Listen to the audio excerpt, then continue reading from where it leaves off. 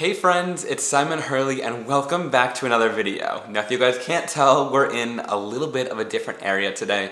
We are out and about exploring my house because we're going to be taking the Simon Hurley Create stamping foam, which is now back in stock. So excited about that. And we're gonna be creating stamps from textures all around my house. The really cool part about this stuff is you can put it into anything after heating it and get your own stamp from it, so it really kind of expands the boundaries of supplies and stamps you're able to create and use in your projects. So without further ado, let's get into it.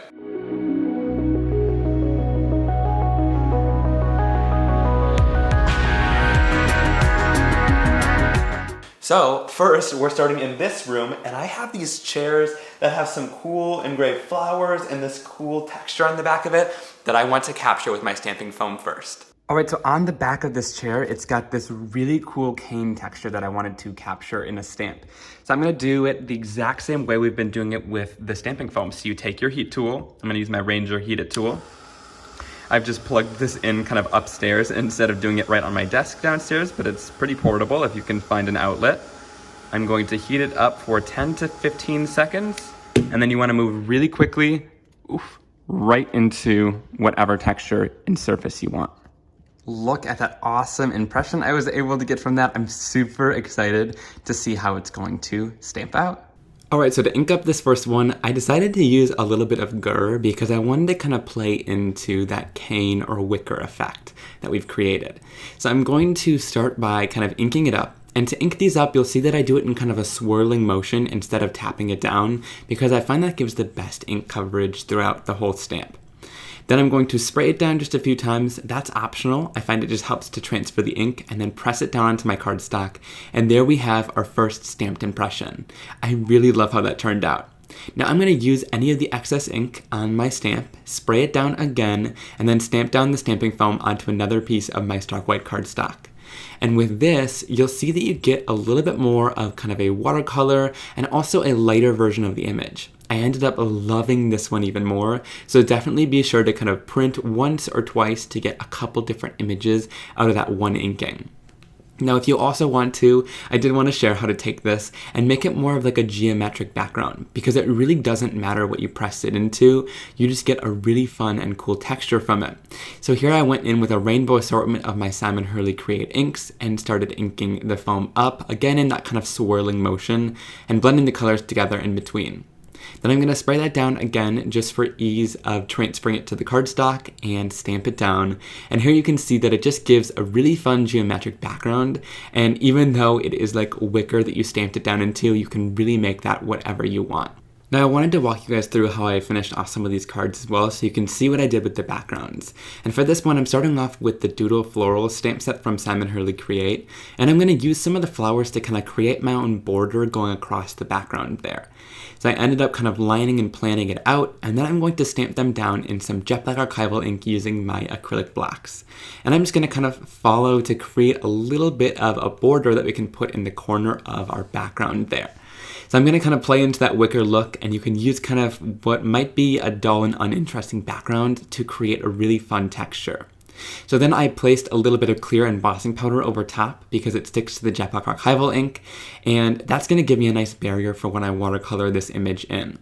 So when I do my watercoloring, I just place my Simon Hurley Create inks onto my craft sheet, and then I'm going to go in with a paintbrush and start my coloring. Now I go in with a little layer of water to start out with, and then I pull in my color. The reason why I lay down a layer of water first is to make sure that that ink has a little bit of time to move and play around instead of sinking right into the dry cardstock surface. So I find that really helps me to move and blend, and if you're having issues, try laying down just a thin layer of water to begin with, and you'll get really beautiful blending in the end.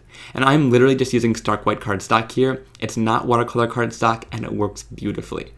So then for the leaves, again, I'm going to add in that lighter color, and then to add in a little bit of shading, you can either go in with the same color and less water, or a little bit of a darker ink pad, which I went in with here to get some beautiful shading in the end.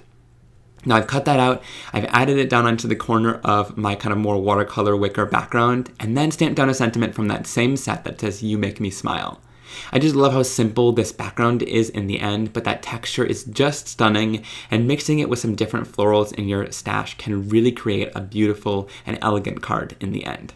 Now we're gonna use that exact same chair, and on the bottom, it has this really cool kind of engraved floral detail, which I think would be such an awesome stamp. So again, I'm gonna take another clean piece of that stamping foam and repeat the exact same process. Once it's all heated and ready, we will take it and just press it right into there. And it's pretty cool. It gave a little bit of a different result, but I think that'll be awesome once it's all inked up. Now, I wasn't sure how this was going to turn out, but the beauty of the stamping foam is you can also do some selective inking. And for this, I like to do two methods. I either use these little detail ink blending tools, which come from Ranger. They come in a 5-pack and they're double-sided, so they're super versatile for lots of different colors of inks. It's basically the same sponge surface that's on the blending tools, but it's a lot smaller so you can get into these little details.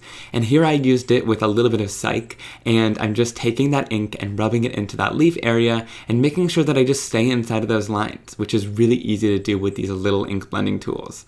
And then I also went in with some Tropical Tango to do some shading. Now, if you also want to do some really detailed coloring, I recommend going in with some water-based markers. Now, I really love the Karin Brush Marker Pros. These are really awesome because they are super juicy, so it's really easy to lay down lots of ink. But they also have this incredibly fine tip on it, which makes it really easy to get into lots of different details, and this is like probably the easiest way to color and get some really vibrant and saturated color on your stamping foam. So I'm just going to go in here. You can see I'm adding lots of little lines and details onto that flower as I colored and shaded in with some yellows, oranges, and reds on my surface here. And you can see with this, I didn't have an image across the whole stamping foam, so I just wanted to use this selective portion and ink that up, which was really easy to do with these detail tools. Then I'm going to spray it down and stamp it down onto my cardstock there. And once I lift this up, you can see that really stunning effect that you get. I just love how that flower looks in the end. And I tried to do it with a second one here, but I think I added a little bit too much water because it came out super watercolory in the end. But I love how that looked, and all of the detail really helped save this beautiful stamp once I was done. So I ended up cutting that out, and I wanted to use it as a border on my card. So I've started off a card base here, and I'm fading up a little bit of my Clear Skies ink, starting with kind of a darker section at the bottom, and then fading it up to the top of my card base there. Then to add a little bit of texture, I'm going to go in with a little bit of water and just kind of spray it onto the surface. And my inks react with water really nicely, so it'll create just a little bit of interest onto the card. So once that's all complete, I've cut the bottom of the card edge there so that it'll kind of fit with the shape. Then I've added some adhesive down, and I'll add down that flower right on the border there. So it just creates kind of a shaped card edge, which I think is super, super fun. Then I'm going to use a sentiment stamp that I've kind of curved on my acrylic block, which is something I love about photopolymer stamps. And it just says, "You are so much stronger than you think," which I really love that sentiment. And it's from my Dudettes stamp set. So then to finish this one off, I ended up just going in with a little bit of slippery and wet Lunar paste, and I used that on a little detail blending tool again to kind of go into some of those circles and add a little bit of shine onto there with that paste. I love how this turned out, and I love that we were able to just use a section of that foam stamp from that engraved chair to create this really beautiful floral card. All right, so I thought the texture from this placemat is really, really cool. So again, let's grab another piece of my stamping foam. This comes with 4 pieces in a pack, so it's really easy to do several, and you can also use both sides as well. And I'll show you how to reuse it a little bit later. But I'm gonna heat it for 15 seconds, and once it's all heated, I'm just going to press it right into that, give it some good pressure. And there is that really awesome image we get. Look at all of that super fine detail from the weaving that you get in there. I think this will be a really cool stamp. All right, so I wanted to show something when I was inking this one up, which I kind of discovered as I was doing it. So here for this first one, I decided to just kind of lightly apply a couple of different blues from my line. I thought this looked like waves, and that's kind of where I wanted it to end up in the end with the background texture. So I just went in a couple different areas and started adding some blues down onto the surface. Now then I sprayed it down, and then I'll stamp it down onto my stark white cardstock, and here you can see I give a very light amount of pressure, which I've been doing the whole time when I was creating this, and you can see a lot of that texture that I wanted didn't end up stamping there, which is totally fine. It's a good effect, but I got white areas where all of that awesome detail was in there because it was all kind of impressed into the stamp. So for this next one, I decided to take my Midnight Snack ink and kind of press a little bit more into that stamp. I didn't want to fill it completely with ink, but I wanted some of those smaller details in there to get seen. So then I sprayed it down with some water again, and then I stamped it down on my stark white cardstock. But this time I'm going to give lots of pressure so that all of those indented areas end up pressing onto the cardstock too. And here you can see you get a much different effect with tons more detail in the stamp. So keep that in mind when you have a little bit more detail in your image and you want it to show up. Give some pressure while you're inking, and also give some pressure while you're stamping it down to make sure that all that transfers, because I loved how it turned out once I did that. So then I'm going to use the Surf's Up stamp set from Simon Hurley Create. This one released, I think, a year or two ago, but I absolutely love it, and I wanted to use it for kind of this summer surf scene on my card because I thought that that looked like waves. So I'm going to use this bear here in his swimsuit, and then also the surfboard, which I'll stamp down in some jet black archival ink. And then the stamp set also has a couple different patterns you can stamp inside that surfboard. So here I'm going to choose the hibiscus pattern, and I'm going to stamp it down just with a couple colors of my Simon Hurley Create ink. I used Slippery and Wet, Prom Queen, and a little bit of Bee Sting on the edge there to give some nice coloring and depth and dimension to that surfboard. So then I'll stamp that down onto there, and you can see that amazing detail that you get just from that stamp, which I thought was so awesome. So then when I colored it in, I did the exact same thing. I added down a layer of water first, and then I'm going to pick up some of my color off the craft sheet there from my Simon Hurley Create ink pads and start watercoloring in the surface.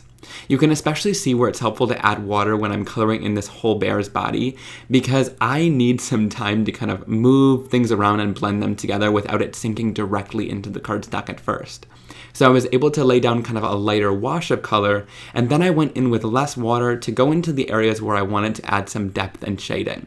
So you can see that worked really well here because I had a little bit of time to play and move around colors on the surface of my cardstock, which was really awesome. So once I finish coloring that in, I'm going to add it down onto some foam tape, kind of add everything together to create a nice scene on my card, and press it all down. And I just love how this one turned out. Again, that background with so much detail was really fun, so make sure to give lots of pressure when you're stamping it down if you want more detail. And I love how we finish it off with the Surf's Up stamp set. That is one of my favorite stamps. All right, I think this pillow is going to give us a really cool kind of like woven texture. And I think like any sweater or pillow, always look at your clothing because that has some cool textures in it. So let's grab another piece of my stamping foam, and then make sure you don't heat it on things like this. So this might be heat sensitive. So I'm just going to heat it onto the surface on the side. Right away, once that's all heated, I'm going to press it down and give it really good pressure. And there we go. Oh my gosh. Look at that amazing detail. I can't wait to stamp this one. This is super cool. For this one, I ended up loving the texture that we got from it, and again, there's tons of detail, so I pressed down the ink pad into the surface. Now here I used a little bit of a different inking technique. So I used a lighter colored guppy in the center, which is a light orange, and then I went in with some traffic cone, and I kind of moved the ink pad around the edges to add a little bit of shading around the foam. And then again, I went in with a darker color, Bee Sting, just a little bit closer to the edge, and this applied lots of awesome shading onto there. It's almost like in photography, for when you darken the edges, it really makes the center of it be the focal point and really stand out, which I thought was really cool. So then I'm going to press that down onto my stark white cardstock to make sure that it transfers, giving that good pressure so that even those little details transfer, and I love how that looks. Just such an awesome kind of Christmassy background, but I also thought it could just work for some cozy cards and different themes with yarn in it as well. So here I went in with the Cool Cat stamp set because immediately I thought of these cats and the yarn sentiments that are in this stamp set, which I thought was so fun. So I'm going in with that stamp in the top right corner, that little cat there, and then again, using the same coloring techniques, I did heat emboss this with clear embossing powder. That's another really great tip, because sometimes I find that things bleed outside of the lines if you don't do that, but this gives you a nice barrier so that you don't need to be perfect and things won't move outside of the lines because you have a little clear barrier of embossing powder.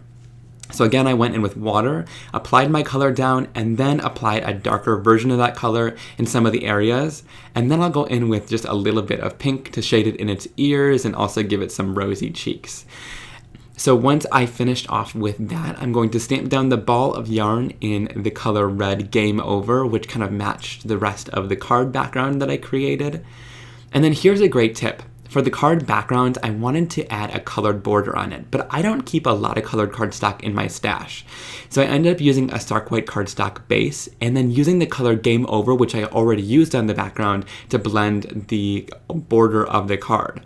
This made it really easy to, number one, match to the card, but also since I don't have the exact color cardstock, this made it super easy to create a nice border on there. I love the scene that we created on here, tying that yarn background in with the cats, and all the amazing detail I was able to get out of that pillow. It's crazy because even though it wasn't a flat surface, it still worked out beautifully, so try your clothes. My mom had this cool wooden sign kind of hanging above the mantle, and I thought that this would be absolutely perfect because it's a little bit raised there, but it's technically all a flat surface. So I think we're gonna get a really awesome look. Now you can't really do a word like that because it's going to end up flipped, but this leaf will be totally great. So let's heat this up. I'm gonna take my stamping foam, another piece, and just follow the exact same steps. Heat it for 15 seconds, give it some good pressure all around, and when you lift it off, that gave a really awesome image. Love it. Now earlier I talked about how if you wanted some of those details that are debossed to show up, to add lots of pressure when you're inking. But here I didn't want there to be a ton of ink in that leaf that's kind of debossed there, so I ended up going in with my ink pads and adding a lighter pressure around those areas, which added lots of ink to the top surface and a little bit to that leaf, but left a little bit of it kind of uninked, which will create a really cool effect. So then I've added my colors down onto the surface there, and in between my color blends, if I notice that they're not blended enough, I'll just use a blending tool to kind of smooth them out a little bit. Then I'm going to spray that down with a bit of water and stamp it down onto my stark white cardstock, giving it some good pressure so that it all transfers. And there we have the first leaf image. I love that one, but then I ended up spraying it down again to use any of the excess ink that was on the surface, and this created just a stunning and soft watercolor that I loved as well. So a quick word dye will finish these off beautifully. Then you can heat set it. So again, I'm going to bring back in my heat tool. I said this was reusable, so you guys can kind of see the magic on screen here. I'm going to just start heating it for, again, about 10 to 15 seconds, and you can see that image is just totally disappearing into that stamping foam. Look at that, and you could use it over and over again now. Alright guys, I really hope you enjoyed today's video as much as I loved creating it with you all and doing something that is a little bit different for me. Leave a comment down below which one of the textures we tried was your favorite from today and what you'll be trying around your house. Be sure to give this video a big thumbs up and click that subscribe button so you never miss another card making and crafting video like this one from me. Alright guys, I'll see you very soon. Bye! Look who showed up! It's Oreo. He wanted to join in on the filming.